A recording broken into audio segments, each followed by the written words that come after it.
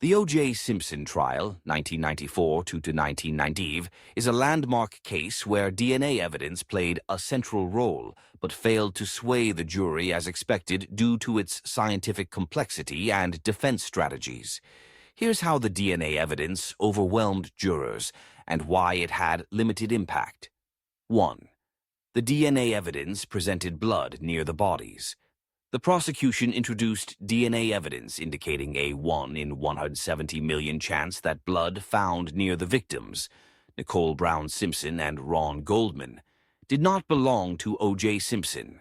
This was based on forensic analysis of blood samples at the crime scene, which matched Simpson's DNA profile. Blood on Simpson's sock. A bloodstain on a sock found at Simpson's home had a 1 in 21 billion chance of not being Nicole Brown. Simpson's blood, according to DNA testing.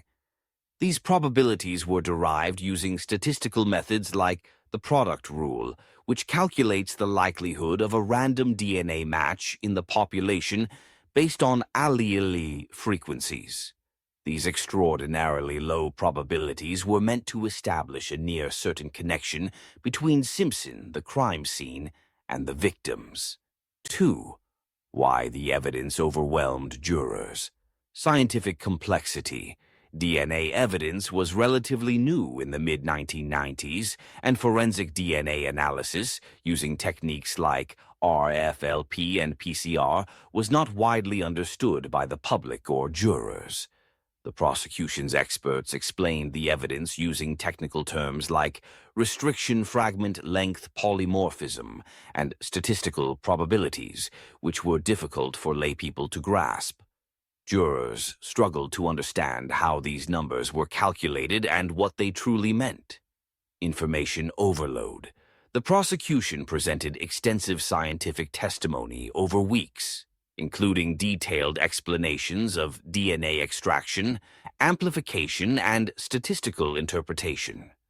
This barrage of technical information overwhelmed jurors, many of whom lacked the scientific background to process it effectively. Juror fatigue. The trial lasted nearly a year, and the DNA evidence was just one part of a complex case. Prolonged exposure to dense scientific testimony likely led to cognitive overload, reducing jurors' ability to focus on or retain key points. 3. Defense strategies undermined the DNA evidence casting. Doubt on reliability. The defense, led by attorneys like Barry Scheck and Peter Neufeld, attacked the credibility of the DNA evidence by highlighting potential contamination and mishandling. They pointed to errors in evidence collection, e.g., improper storage, cross-contamination risks, and questioned the competence of the Los Angeles Police Department's crime lab. For example, they emphasized that blood samples were left in a hot van, potentially degrading them, planting a narrative of conspiracy. The defense suggested that evidence, like the blood on the sock, could have been planted by corrupt police officers. They argued that the presence of ET, a preservative used in blood vials, in the sock sample supported this claim, implying it came from a lab vial rather than the crime scene.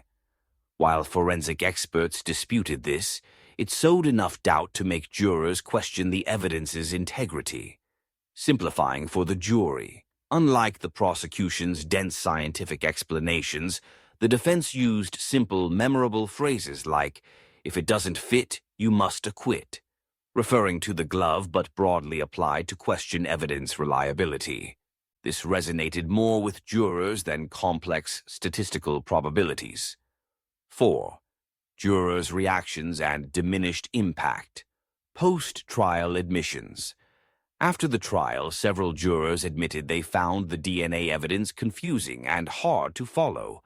Some felt the prosecution failed to connect the scientific data to a clear narrative of guilt. The overwhelming odds, e.g., 1 in 21 billion, were abstract and didn't emotionally resonate compared to the defense's straightforward claims of police misconduct.